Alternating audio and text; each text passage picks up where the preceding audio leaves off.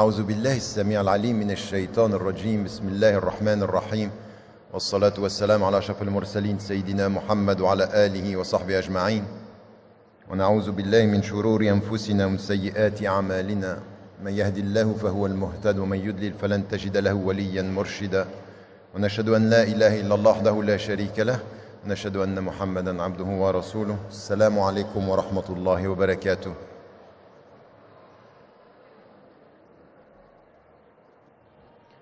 Alors comme il est de coutume maintenant et comme vous le savez, ce que je vais vous demander pendant le temps de cette intervention, c'est de faire en sorte que nous prenions un temps de réflexion, qu'il n'y ait absolument pas d'applaudissements et que ce que j'aimerais terminer, c'est de la même façon qu'on commence maintenant dans le silence, qu'on finisse dans le silence, et je ne veux pas d'applaudissements non plus à la fin. Je terminerai même par quelques invocations pour nous rappeler l'essentiel, et je veux terminer avec ça, c'est-à-dire l'entrée dans la soirée avec les invocations qui terminent le propos et simplement qu'on réfléchisse ensemble à un certain nombre de questions qui nous concernent aujourd'hui. Alors, juste en introduction, puisque j'ai pu voir un certain nombre d'entre vous dans les différents stands où j'ai pu me rendre, puisque j'ai fait aussi des interventions parallèles et je suis resté dans la tente, et le temps que j'aime bien aussi ici dans cette convention, dans cette rencontre du Bourget, c'est aussi le temps sous la tente, on a le temps d'échanger ou au stand. Et on a lancé cette année également un programme de formation que nous allons commencer dès septembre, donc vous pouvez passer au stand pour pouvoir savoir ce qu'il en est, ce programme de formation qui commencera en septembre et qui est lié au centre de recherche sur la législation islamique et l'éthique, autant que sur le travail spécifiquement en France. On a beaucoup travaillé en anglais et en arabe, on va maintenant également aligner notre travail en langue française. Donc Inch'Allah, tout à l'heure, après cette conférence, je serai au stand, mais également demain, pendant pratiquement toute l'après-midi, il y aura des activités. La question qui m'a été, le sujet qui a été choisi par les organisateurs, et je les remercie d'avoir choisi ce sujet, c'est celui du devoir d'intelligence. Et j'aimerais avec vous, le temps de la réflexion, réfléchir à qu'est-ce que c'est que ce devoir d'intelligence auquel nous sommes appelés, auquel nous devons répondre et que nous devons comprendre, et de nous poser la question de comment l'articuler. La première chose que je voulais mettre en évidence au moment même où m'est venu le sujet, et ce sera mon introduction en 3 points, c'est que le devoir d'intelligence, c'est aussi un devoir en face, et c'est surtout un devoir quand nous sommes en face de la situation actuelle, pour ce qui vous concerne en France. Et il y a en France aujourd'hui une atmosphère qui est extrêmement lourde, des propos politiques qui sont extrêmement répétitifs, difficiles, parfois totalement déconsidérés, parfois totalement excessif et sans mesure, sans pondération. S'ajoute à cela une couverture médiatique qui entretient la peur, qui entretient une sorte de tension. Il y a une tension dans l'air, sans compter parfois des propos politiques et des propos d'intellectuels qui, faut qu'on utilise le terme, parfois qui sont assez médiocres. On est dans une période où il y a beaucoup de médiocrité quant à la parole politique, quant à la parole intellectuelle, et dans une période où il y a de la peur, où il y a de l'émotion, où il y a de la médiocrité, le devoir d'intelligence, c'est de faire un pas en arrière, d'essayer de comprendre les choses avec un peu plus de pondération, un peu plus de sagesse, et c'est effectivement le devoir d'intelligence qui nous est demandé. Et puis il y a systématiquement toujours, alors j'en ai vu aujourd'hui pendant cette rencontre, des journalistes qui sont là, qui couvrent parfois de façon biaisée, Et j'ai, comme beaucoup d'entre vous, eu droit également pendant ces derniers temps à des attaques sur la personne.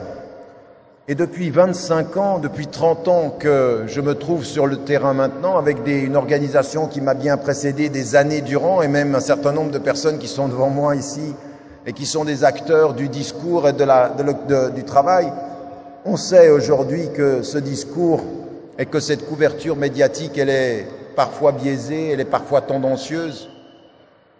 Je veux dire que d'avoir droit, par exemple, à 2 pages du Monde qui ne parlent à aucun moment ni d'un livre, ni du message, mais systématiquement de la personne, 5 papiers de Mediapart qui ne parlent pas du discours, mais qui parlent de la personne, ou qui essayent de dénigrer, ou par exemple qui vous disent, mais en fait, ce qu'il dit ou ce qu'il fait, ça vaut pas grand-chose, ça n'a pas beaucoup d'impact, mais qui continue à écrire article après article, on dit mais si c'est rien, si ça ne vaut rien, ben laissez tomber, pourquoi vous êtes aussi intéressé à la personne?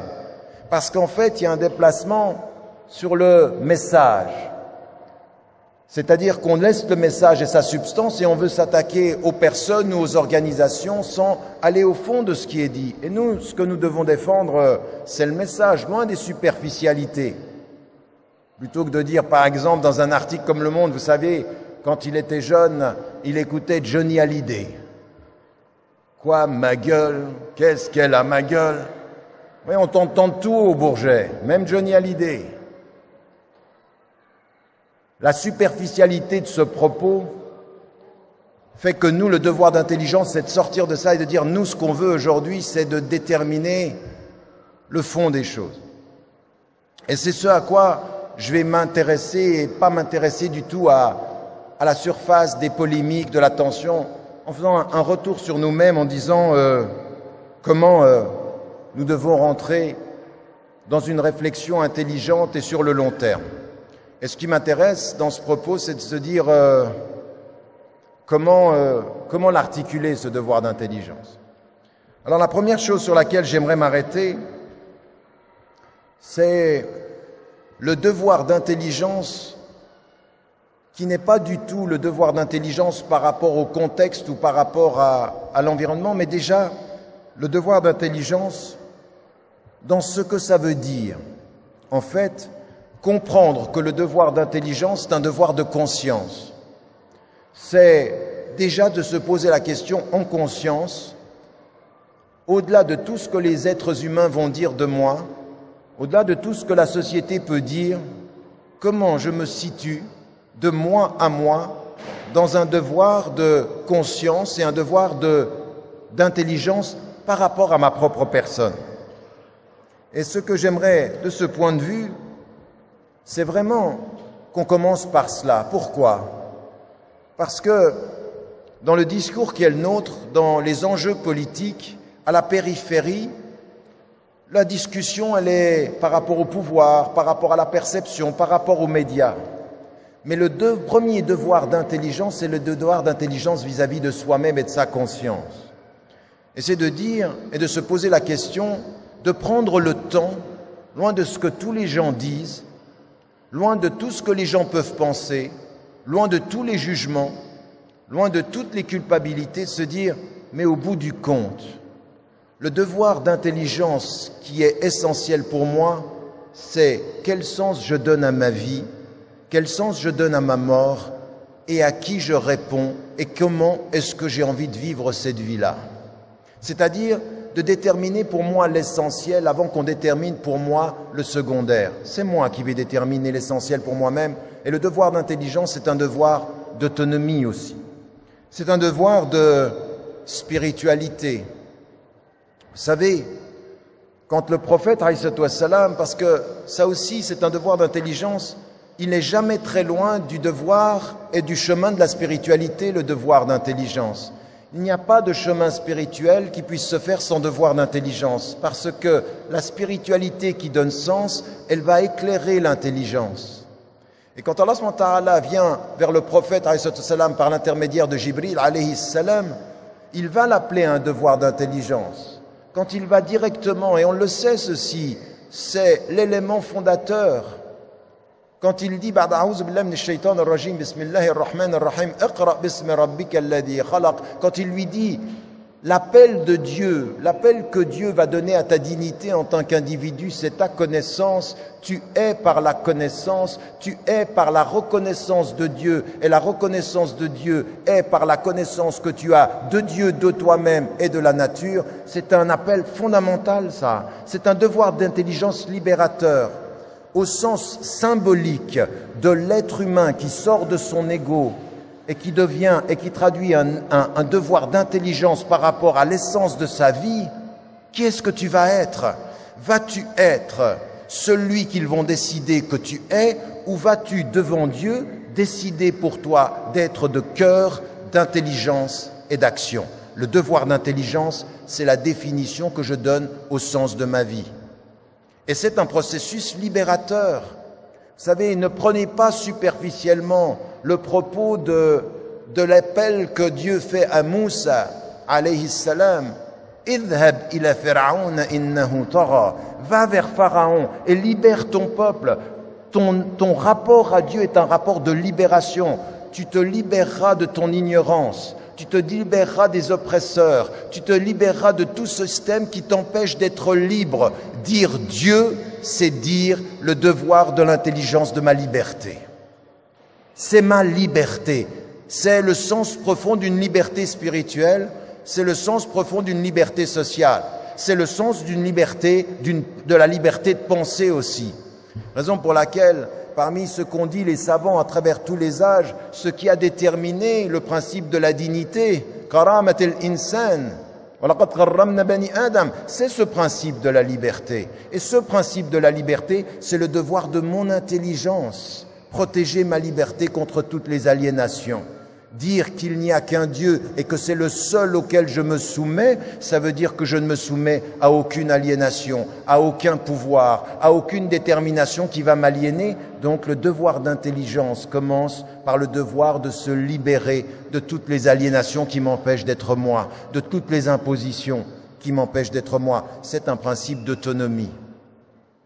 Et je vous dis ceci parce que dans l'atmosphère dans laquelle on vit aujourd'hui en Europe, et on sent cette pression et cette émotivité, des fois on est enfermé dans l'émotion. Le devoir d'un intelligence, c'est de maîtriser ses émotions, d'en sortir, de pouvoir dire et de comprendre que ça passe aussi par rapport à cela, et que ça passe par rapport, dans ce processus-là.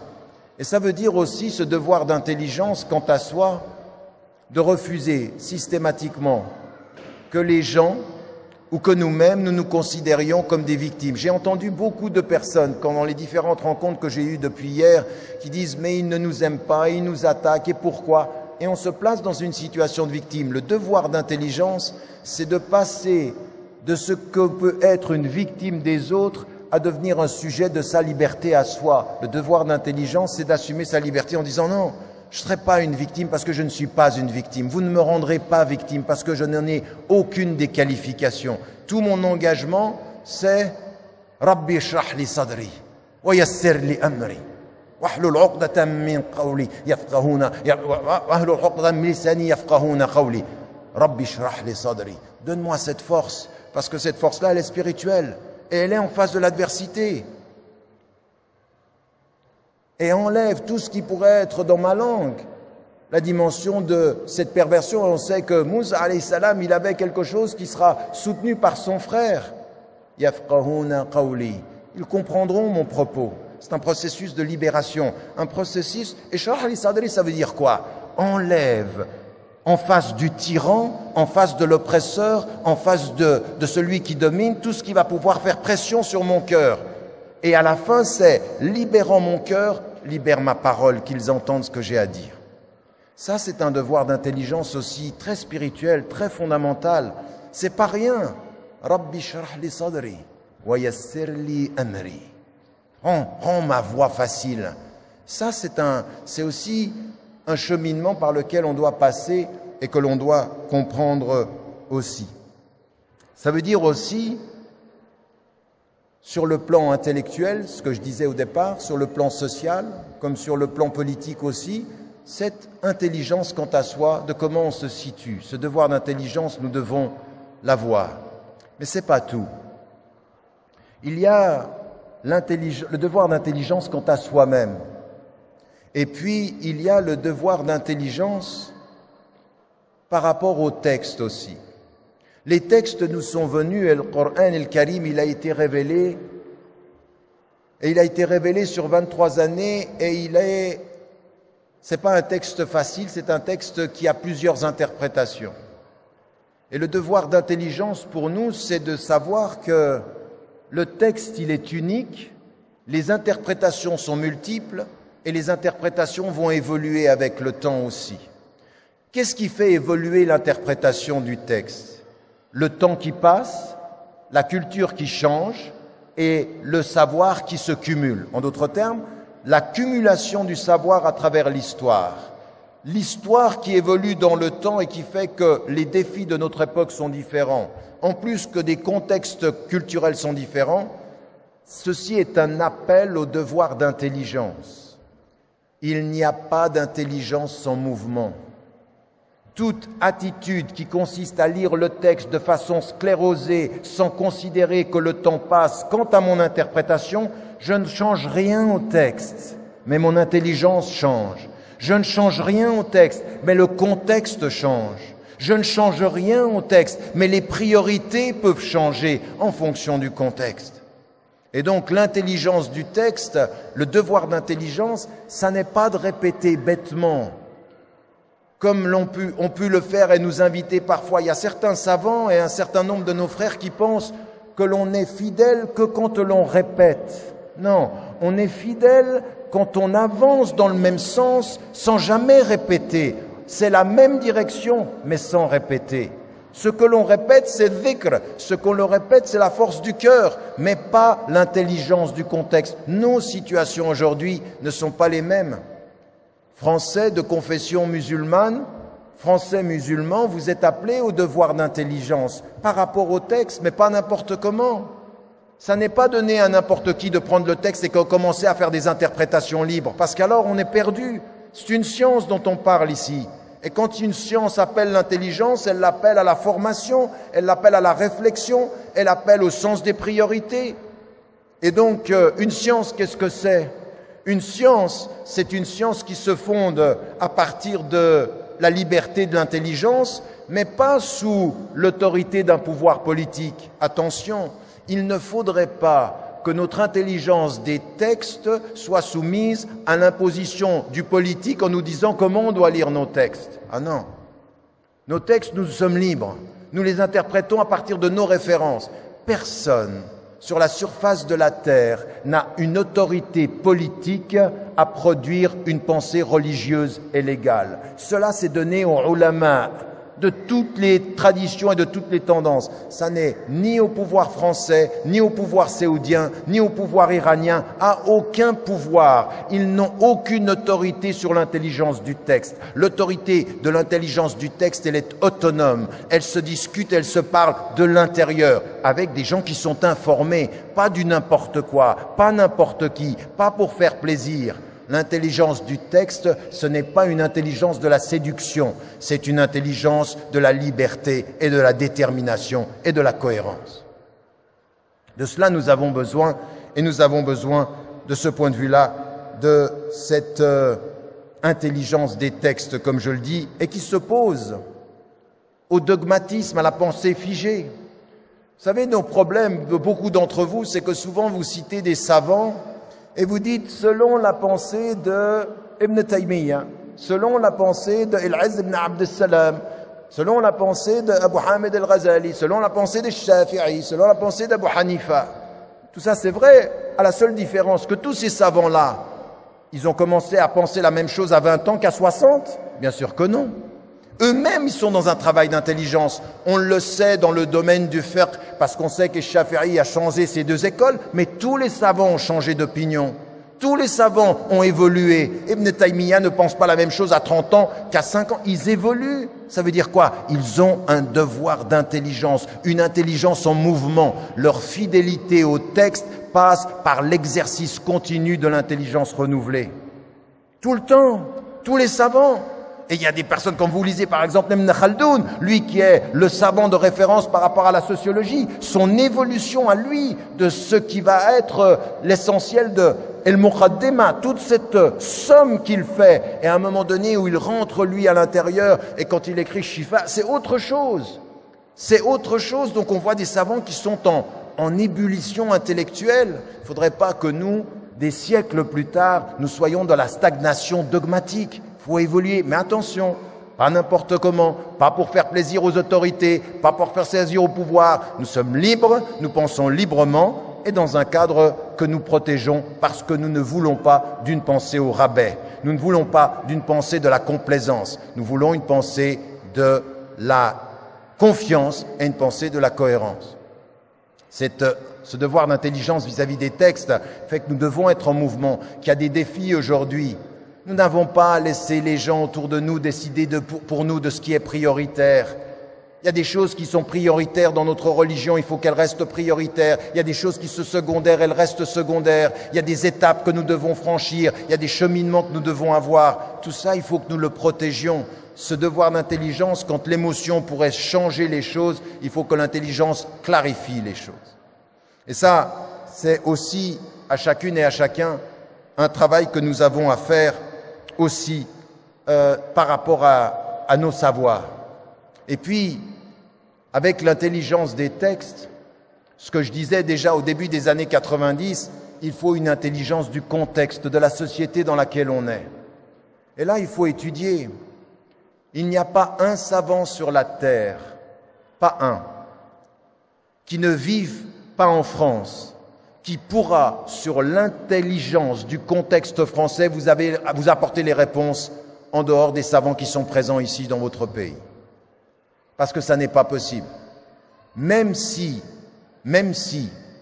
vous êtes à l'extérieur de l'Europe et que vous venez souvent, le contexte européen, la société française, elle a une psychologie, une culture, des enjeux politiques qui changent très très vite. Il faut y être pour savoir de quoi on parle. Et cette intelligence du contexte, il faut l'étudier, c'est un savoir ça, c'est pas du n'importe quoi, c'est pas simplement préparer les prochaines élections, c'est le temps long, c'est le temps historique, la compréhension de l'évolution. Un citoyen sans mémoire, c'est la moitié d'un citoyen. Une présence citoyenne en France qui ne comprend pas le mouvement historique, qui s'arrêterait par exemple à ce que vous avez aujourd'hui, cette espèce d'atmosphère pesante, ne comprend pas la France, c'est du bricolage. Donc il faut une intelligence du contexte. Et par rapport à nos textes, il faut savoir quelles sont les choses qui sont les fondamentaux, ce qu'on appelle et qu'on connaît depuis longtemps, et c'est des choses qui ne changent pas. Quelles sont les choses qu'on va pouvoir reconsidérer en matière de priorité, en matière d'éléments secondaires, toujours dans un devoir de fidélité.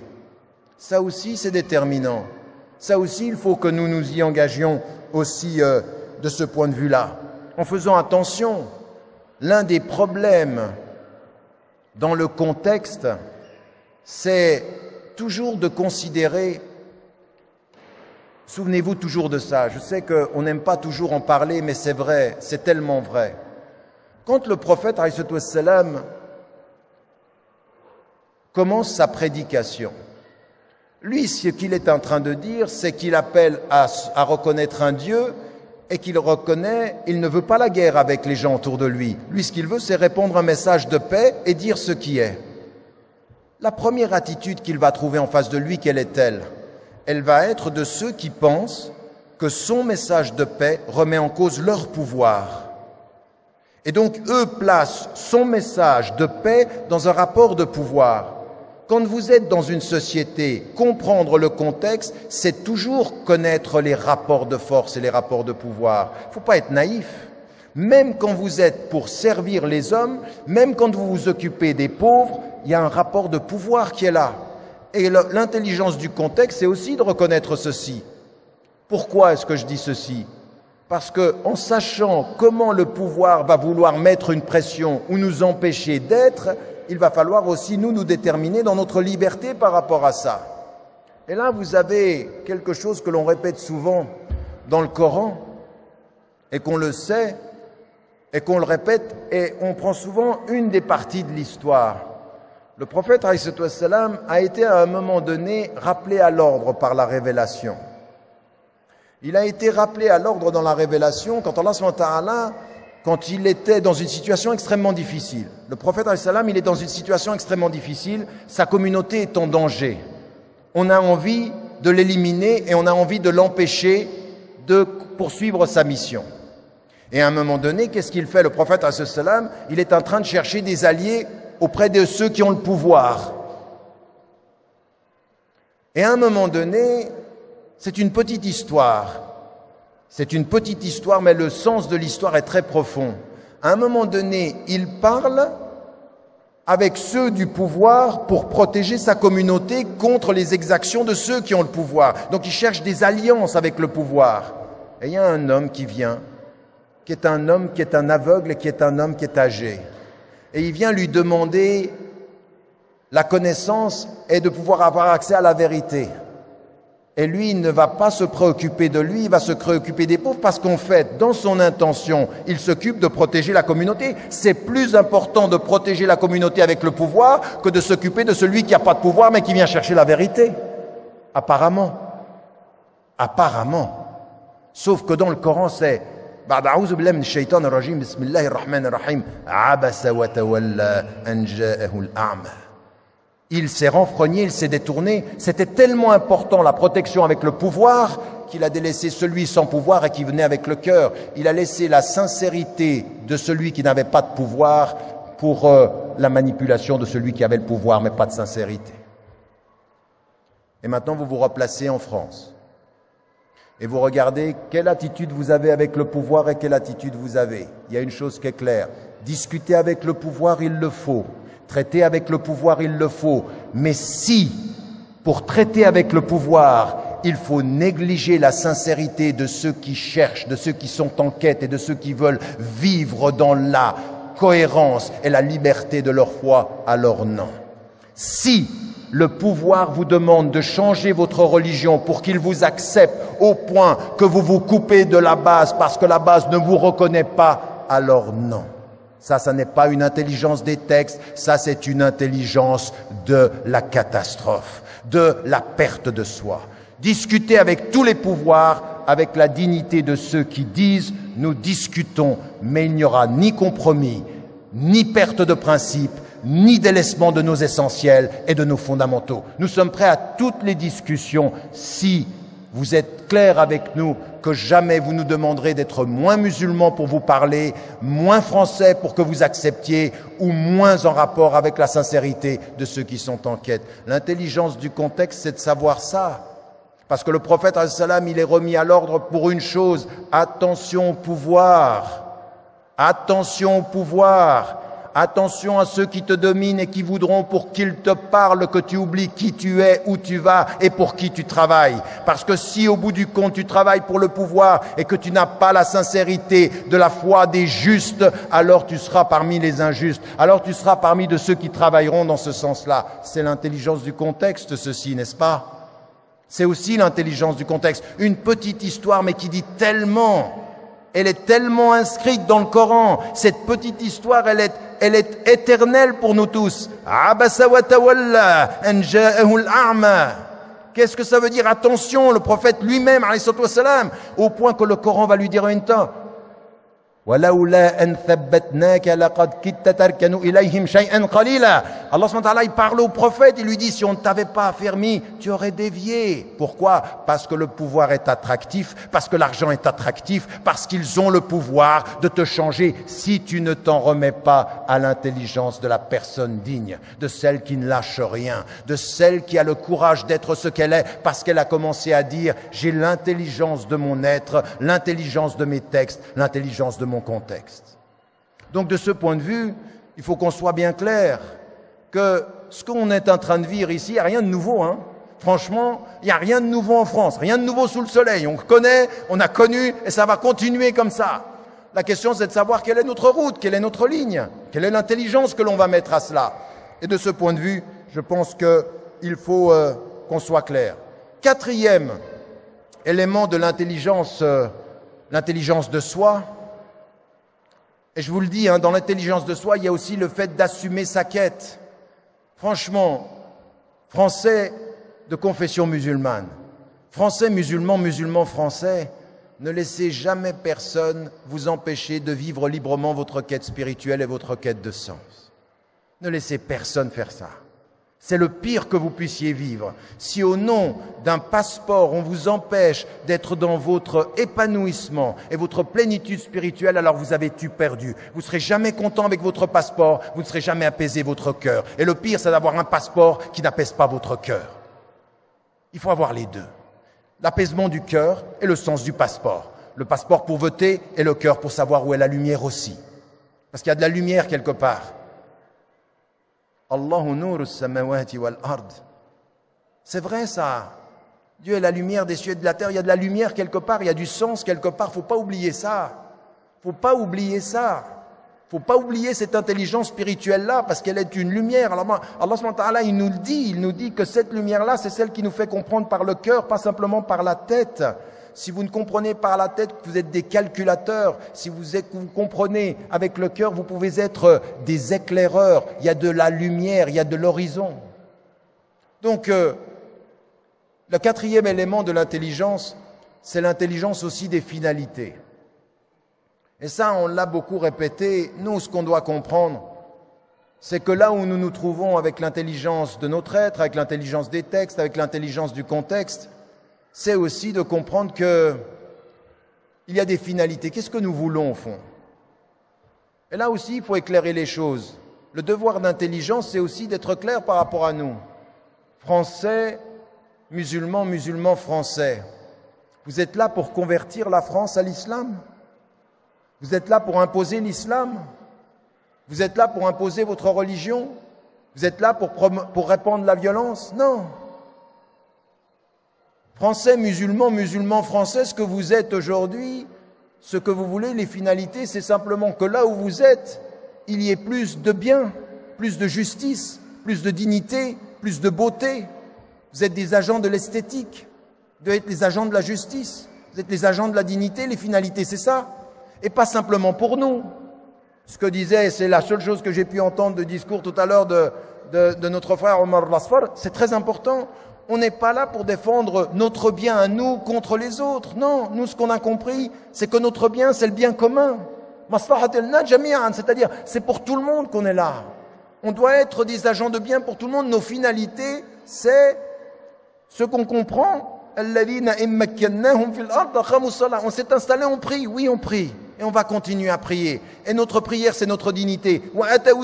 On va s'occuper de la solidarité. On va commander le bien, tout le bien pour tout le monde. Parce que ce qu'on a entendu du prophète, c'est que le meilleur d'entre nous, il est le meilleur pour l'humanité. C'est ça qu'on a compris, on est là pour ça, nos finalités. Donc l'intelligence de nos finalités, c'est de se dire, quand tout ce qui est dit sur nous, c'est de nous présenter comme un problème, notre réponse, c'est de développer des solutions et des apports et des contributions. Nous sommes une force de contribution, nous sommes des agents de paix, nous sommes des agents de réconciliation. Ce qu'on répète et on va continuer à répéter. Mais c'est aussi ça le sens de nos finalités. C'est-à-dire de ne pas laisser... Parce que, pourquoi est-ce que je dis qu'il faut un sens des finalités? Parce qu'en fait, quand vous êtes sur un chemin et qu'on va vous empêcher d'aller vers vos finalités, vos objectifs à vous, qu'est-ce qu'on va faire? On va vous mettre un obstacle. En vous disant, vous savez, vous les musulmans, vous ne pourrez jamais être français. Un obstacle. Ou alors, on va vous distraire sur d'autres choses. Parlez-nous du foulard, parlez-nous de la violence, parlez-nous de ci, parlez-nous du halal. Et vous passez votre temps à parler à gauche, à droite, et vous oubliez la route. Donc vous n'avez plus le sens de vos finalités. On vous a dévié de vos finalités. On vous a fait perdre la route. C'est pour ça que 17 fois par jour au moins, Ehdina sirat al-mustaqim. Guide-nous sur la voie droite, celle qui nous fait garder nos finalités, pas les distractions, pas les Ehdina sirat al-mustaqim, celle des gens de la droiture, ceux qui vont chercher cette droiture. Donc vous voyez bien le sens, l'intelligence des finalités, c'est quoi nos priorités? Comment est-ce qu'on va se déterminer par rapport à cela? Ce sont des choses qui sont capitales pour nous aussi. Et ça m'amène, puisqu'il me reste peu de temps, à dire 2 ou 3 choses sur, à partir de l'intelligence de soi, l'intelligence des textes, l'intelligence du contexte et l'intelligence des finalités, il y a aussi une chose sur laquelle, très pratiquement, il faut que nous nous arrêtions. Et je vais juste les dire en résumé. Contrairement à ce à quoi on nous amène dans le discours, on nous amène souvent à notre identité musulmane. Et moi, ce que j'aimerais vous proposer, c'est avoir une intelligence de nos identités plurielles. Nous avons plusieurs identités. Nous sommes musulmans, mais nous sommes citoyens, nous sommes des êtres humains. Et l'intelligence de nos identités, c'est déjà de se situer comme une chose, comme dans une dimension très importante à mon sens. Vous savez, on répète souvent dans Surat al-Hujarat et dans Surat al-Nisa le début de la Surat. Ya ayyuhan nas. Et vous avez Ya ayyuhan nas, ubudu rabbakum alladhi khalaqakum min nafsin wahida. Et puis Ya ayyuhan nas, inna khalaqnakum min dhakarin wa untha. Ô vous les gens. Et on l'a dans le Coran. Il y a une des dimensions de notre identité, c'est que nous sommes des êtres humains. Et l'intelligence de nos identités, c'est que quand on se situe dans la société française, regardez les gens autour de vous. Il y a énormément de femmes et d'hommes, ils ne sont pas croyants, ils sont athées, ils sont agnostiques, ils sont juifs, ils sont chrétiens, bouddhistes, hindous. Ce sont des êtres humains. Et nous, ce que l'on sait, c'est qu'Allah subhanahu wa ta'ala, il nous a dit, dans l'unité de l'humanité, nous avons tous une dignité fondamentale. Nous avons tous, walaqad karramna bani Adam, ça veut dire que nous avons tous une dignité. L'intelligence de nos identités, c'est aussi de se dire, de ne pas rentrer dans le débat public uniquement par la petite case de « je suis musulman ». Non, je suis un être humain. Et mon humanité, elle est première.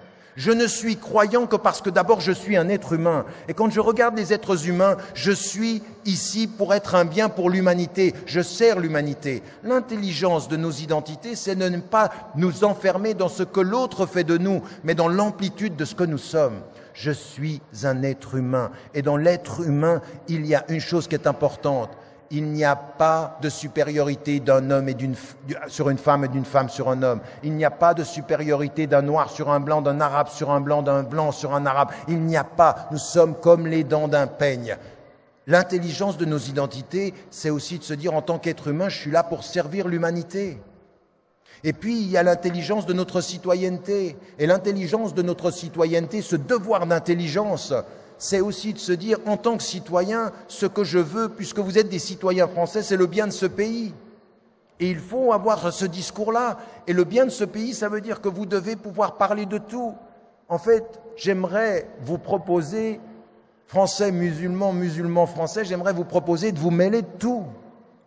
Mêlez-vous de tout, puisque tout vous concerne en tant que citoyen. Mais pas en tant que dans l'identité musulmane de celui qui s'exprime ou de celle qui s'exprime, non, dans l'identité citoyenne de celui qui doit participer à tous les débats sociaux, à tous les débats culturels, à tous les débats artistiques, de la loi sur le travail dont on a empêché le Parlement d'avoir une discussion critique, aux débats sociaux, à tout ceci. Vous devez être partout dans ce débat-là, mais en tant que citoyen, l'intelligence de ces identités, c'est pas de tout confondre. C'est pas de tout confondre, c'est de savoir pondérer mon humanité, ma citoyenneté et ma religion. Et ma religion, je vais pas la mêler. Attention à ceux qui, au nom du fait qu'ils vous voient trop musulmans, vont vous empêcher d'avoir une parole politique de citoyen. Mais bien sûr que j'ai une parole politique, mais évidemment que j'ai une parole politique. Ça ne veut pas dire que j'ai une parole politique de musulman, j'ai une parole politique de citoyen. Et il faut l'entendre comme ça. Et j'ai le droit, et j'ai même le devoir citoyen de l'avoir. Une intelligence de sa citoyenneté aussi. Mais vous voyez bien tout ce que je suis en train de dire. C'est un discours qui est apaisé. Ça doit être apaisant, ça. Pourquoi? Parce qu'il est clarifiant. On clarifie les choses et on apaise. Quand on est dans la confusion qui tiraille, on apaise les choses. Et on apaise les choses en assumant tout ce travail-là, en sachant en même temps. Vous savez, quand vous lisez dans le Coran, « Inna Ibrahima kana ummatan qanitan lillah hanifa » Ibrahim alayhi salam est présenté dans le Coran comme une umma. Avec la multitude des dimensions, il réconcilie tout ça. Le fait d'avoir ses identités, l'intelligence de son identité humaine, de son identité citoyenne, de son identité religieuse, de son identité philosophique et culturelle, il n'y a aucun problème. Toute la question, c'est la pacification. C'est pour ça que j'ai commencé tout à l'heure avec l'intelligence de soi. Mais il faut pratiquement avoir cela. Mais vous comprenez ce que je suis en train de dire. Quand vous avez l'intelligence de vos identités, vous ne laissez personne vous définir. Il n'y a personne qui doit pouvoir vous mettre dans une case. C'est vous qui déterminez. C'est vous qui vous instituez comme sujet de vos propres décisions de ce point de vue-là. Et comprenez bien, l'intelligence de ces identités, c'est sur le temps long, c'est pas dans la précipitation, c'est pas dans l'émotivité, c'est pas dans la réaction, c'est dans l'apaisement. C'est dans l'apaisement. L'apaisement est une force, le calme c'est du courage, le courage c'est la pondération, le courage c'est cette sagesse-là. Alors il nous dit dans le Coran, celui qui a la sagesse, il a le plus grand des biens. Khayran kabira, c'est-à-dire c'est la meilleure des choses que vous pouvez avoir, cette sagesse aussi dans votre engagement. Il y a aussi, par rapport à ça, oui je sais, j'y arrive. Il y a aussi par rapport à ça, l'intelligence, je le disais, des adversités. Parce que se déterminer de soi à soi, c'est aussi... vous le savez, quand vous avez dans le Coran il faut se préparer aussi à ces adversités. Le prophète, il est venu avec ce message de paix, mais il savait qu'il allait avoir des adversaires. Il l'a eu dans sa famille, il l'a eu dans sa société. Il faut se préparer à ça aussi. Il faut avoir l'intelligence des coups qui peuvent être portés, d'où ils peuvent venir. Et là, de ce point de vue-là, on va avoir des adversités intérieures. Il va y avoir des gens qui sont prêts à solder l'islam pour être reconnus socialement. Et puis, il va y avoir des gens qui vont vous attaquer parce qu'ils sentent dans votre autonomie un danger. Il faut se préparer à ça. Il faut avoir l'intelligence de ça. Non pas pour que son action, elle soit déterminée à ça, mais pour s'en protéger de la meilleure des façons possibles. Et donc ici, c'est aussi important qu'aujourd'hui, le devoir d'intelligence, ce soit un devoir d'intelligence dans la communication par rapport aux gens, dans ce qu'ils disent. L'une des plus grandes attaques à laquelle nous ayons à faire face aujourd'hui en tant que musulmans, c'est la confusion. Et on a des gens qui sont des adversaires intellectuels et qui entretiennent la confusion. Nous avons un devoir de clarification. Il y a des médias qui tordent les réalités. Nous avons un devoir de rectification. Il faut savoir comment se situer les médias, l'intelligentsia, les intellectuels, l'école. Tout ça, de tout ceci, il faut se préparer. Donc on s'équipe, on se arme intellectuellement, on s'arme également dans un type de rapport à l'environnement qui est un rapport d'autonomie et de liberté. Et mon dernier point, c'est que par rapport à l'intelligence de l'adversité, il faut aussi avoir l'intelligence des alliances. Aujourd'hui, vous avez en face de vous un pouvoir qui gagne sur un domaine. Comme on ne sait plus répondre à la question sociale, comme on ne sait plus répondre à la question économique, l'une des façons les plus immédiates de pouvoir avoir de l'emprise sur la population, c'est une division, c'est entretenir les tensions. Et moi, je vais vous dire une chose. Il y a 3 ou 4 choses qu'il ne faut surtout pas faire. La première des choses, c'est qu'il ne faut pas disparaître. Il faut rester soi, être présent. Il faut avoir le courage de son discours et être présent. La deuxième des choses, il ne faut pas s'isoler. Vous avez énormément de vos concitoyens français qui partagent avec vous vos principes, qui partagent avec vous vos préoccupations, qui ne sont absolument pas naïfs, qui voient très très bien ce que le pouvoir est en train de faire. Ils sont des millions en France à savoir que le pouvoir politique et que les médias sont en train soit de mettre les gens les uns contre les autres, soit de manipuler l'information. Donc il ne faut pas que nous tombions dans l'isolement. Il y a énormément d'alliances possibles. Il y a énormément de gens. Il faut savoir que le dominant, il veut diviser et que nous, notre résistance, c'est dans l'union, c'est dans l'alliance, au-delà de notre appartenance strictement religieuse. Il y a énormément. Je rencontre des gens, mais tous les jours de ma vie, des athées, des catholiques, des protestants, des juifs, des agnostiques, qui comprennent très bien ce qui se passe. Ils sont pas bêtes.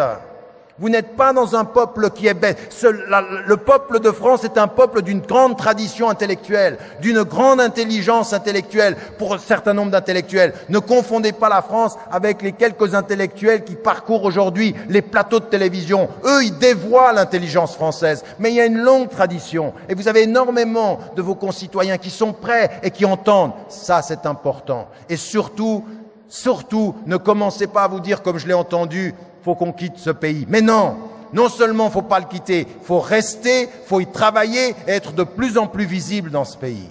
De plus en plus visible, mais avec des alliances. Ne pas se penser musulman contre les autres, se penser français avec tous les Français de principe. Français avec tous les Français qui défendent une idée digne de la France de demain. Elle sera plurielle, elle sera respectueuse, elle ne sera pas une France qui a peur. Nous ne sommes pas des agents de peur et nous résistons. Non, non, non. Non, ça veut dire qu'il faut travailler. Donc en l'occurrence, il faut que nous nous engagions à ça. Il faut que nous nous engagions à ça. Et moi, j'entends de plus en plus des musulmans et des Français, en l'occurrence, qui en ont marre de ce poids-là et qui tombent dans le piège de l'émotion. Ils y perdent leur intelligence par un surcroît d'émotivité. Il faut libérer l'intelligence et maîtriser cette émotivité-là. Parce que, en fait, vous savez, en psychologie élémentaire, toute situation de crise est une situation qui est axiale. On va passer vers autre chose. La France va passer vers autre chose. Vous êtes dans un temps historique où quelque chose, Inch'Allah, va changer. Donc de ce point de vue-là, de l'amplitude, de la sagesse, de l'ouverture, du dialogue, pas de compromission, pas de petits calculs, pas d'assignation par le pouvoir à être comme on aimerait que le pouvoir, ou comme le pouvoir aimerait que l'on soit. Nous n'avons rien contre le pouvoir tant que le pouvoir nous laisse tranquilles. Nous n'avons rien contre le pouvoir tant que le pouvoir respecte notre autonomie. Et de ce point de vue-là, nous avons à mettre en évidence ceci. Et ça veut dire, c'est ma conclusion, que c'est vrai sur le plan intérieur en France, mais c'est vrai aussi par rapport à une chose qu'il faut que vous compreniez. Nous sommes Européens, vous êtes Français, de confession musulmane ou avec ou pas de confession, et le destin, c'est un destin commun. Ce destin commun de la France, et je sais que je gêne quand je dis ça, mais je ne veux... Parce qu'on a des soucis là. On a des gens qui sont en train de partir en Syrie, qui sont en train de partir dans l'extrémisme violent et qui ont une confusion totale dans l'ordre du monde. Alors on ne peut pas faire semblant que nous, on est à l'intérieur des frontières françaises puis qu'on va vivre entre nous dans une démocratie bon enfant. Il faut qu'on dise à la France aussi, attention politique, attention journalistes. Il faut aussi que vous ayez une cohérence par rapport à vos politiques internationales. Vous ne pouvez pas continuer simplement à essayer d'être les alliés des dictateurs avant à être la 4e puissance qui vend des armes quand les gens se tuent et espérer qu'ici on va être en paix et qu'il n'y aura pas de problème. Votre silence sur la scène internationale, votre soutien aux dictatures, votre soutien à un certain nombre de régimes ne peut pas ne pas avoir de conséquences sur nous. Nous voulons la paix ici, ça veut dire que nous voulons la cohérence dans vos politiques. Et si nous le disons, c'est parce que nous sommes des citoyens libres et que nous voulons le meilleur pour la France. La France ne sera jamais aussi digne de la France que quand elle sera cohérente avec les valeurs qu'elle défend. La démocratie pour nous, la démocratie pour autrui. La dignité ici, la dignité là-bas. Et même quand on est un Palestinien, et même quand on est un Malien, et même quand on est un Africain, et même quand on est un Birman, et même quand on est une personne des Rohingyas. Tous les êtres, la même dignité. Et vous qui êtes Français, vous devez faire entendre ça à vos politiques. Il n'y aura pas de paix, il n'y aura pas de stabilité, il n'y aura pas de bien-être si nous n'avons pas aussi une intelligence claire de la politique internationale. Et il faut arrêter de nous faire croire qu'on est dans une île comme ceci. Vous les musulmans de France, soyez gentils, ne dites rien sur ce qu'on fait à l'étranger, ne dites rien sur ce qu'on fait ou qu'on ne fait pas en l'occurrence, un non-silence. Alors moi je vois beaucoup de musulmans aujourd'hui, des responsables, qui pour être bien vus du gouvernement, ils se taisent sur la politique sociale, ils se taisent sur la politique internationale, ils ne veulent pas parler des injustices, ils ne veulent pas parler des compromis et ils ne veulent pas parler des contradictions. Mais vous ne faites pas du bien à la France en étant comme ça. Vous êtes dans la compromission. De ce point de vue, il faut avoir une parole libre sur la scène internationale aussi. Et ça me paraît être important. Donc, il ne faut pas s'isoler, il ne faut pas se renfermer. Il faut, avec sagesse, pouvoir parler de tout. C'est pour ça que je vous dis, mêlez-vous de tout. Mais en tant que citoyen, tout vous regarde, tout vous concerne, tout, absolument tout. Et si un politique vient vers moi et me dit « Pourquoi tu t'occupes de ça ?» Je dis « Mais c'est moi, c'est mon pays, ça m'intéresse. » Je m'occupe autant du football que de Johnny Hallyday, que de la Libye, que de la Syrie. Je m'occupe de tout. Je m'intéresse à tout. Et je me mêlerai de tout.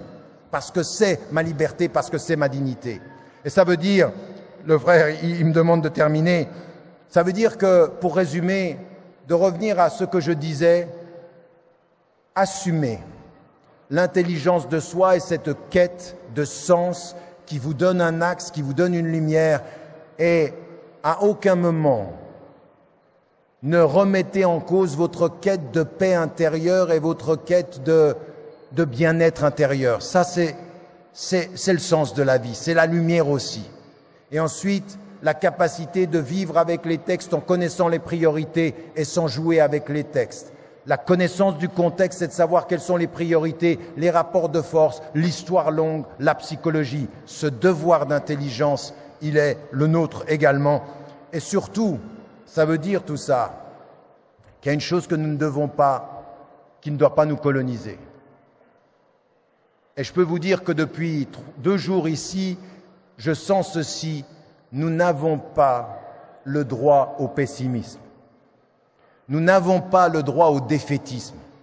Nous n'avons pas le droit d'entretenir une pensée de victime.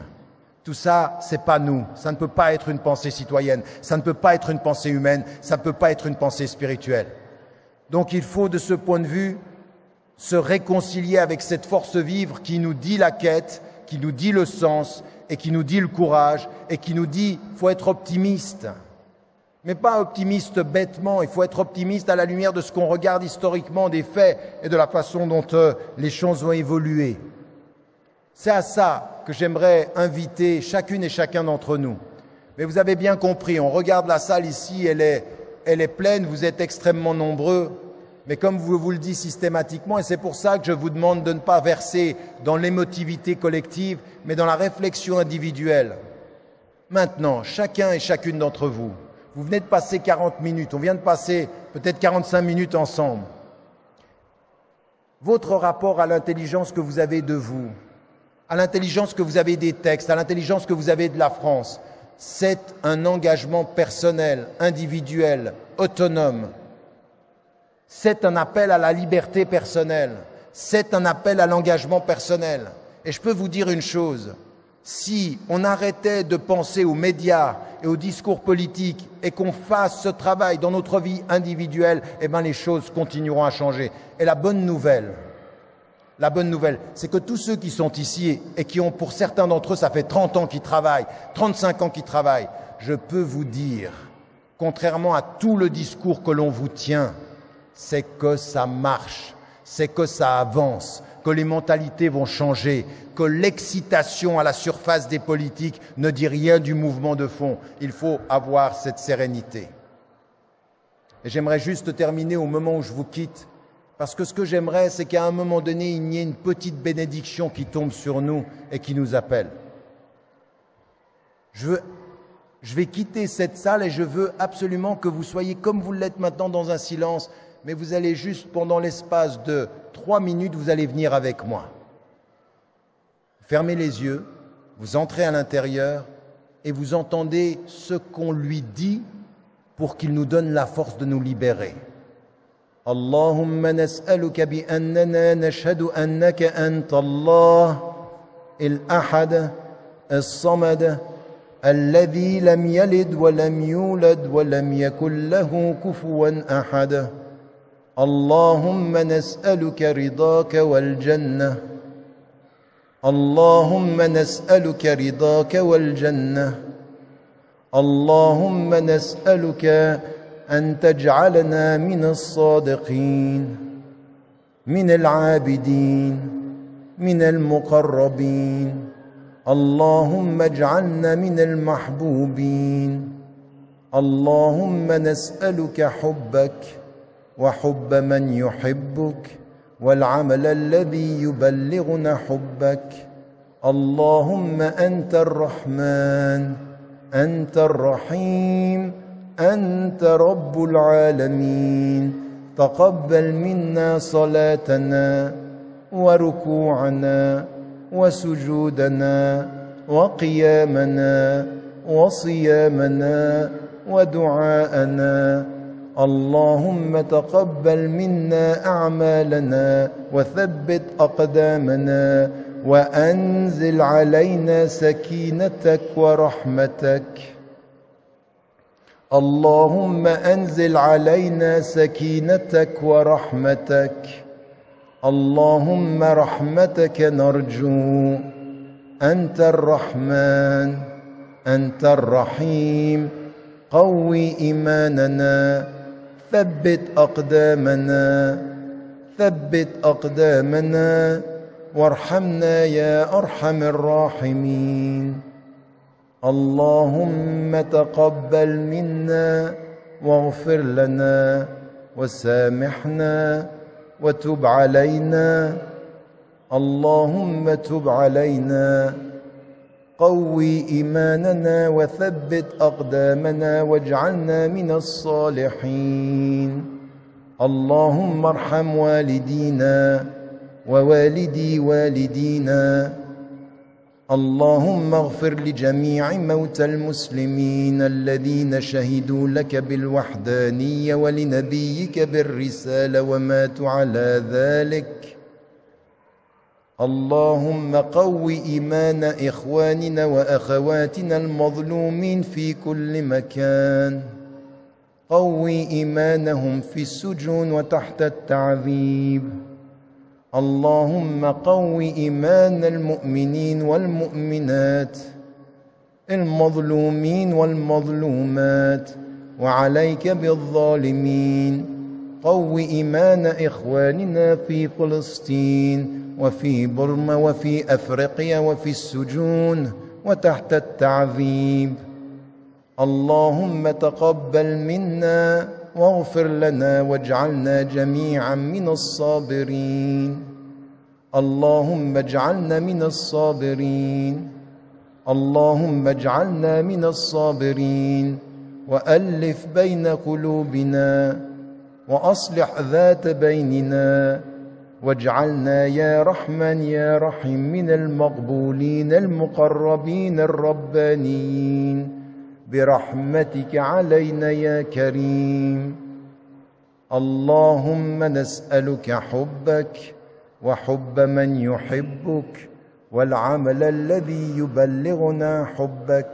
وصل اللهم على سيدنا محمد وعلى آله وصحبه وسلم تسليما كثيرا.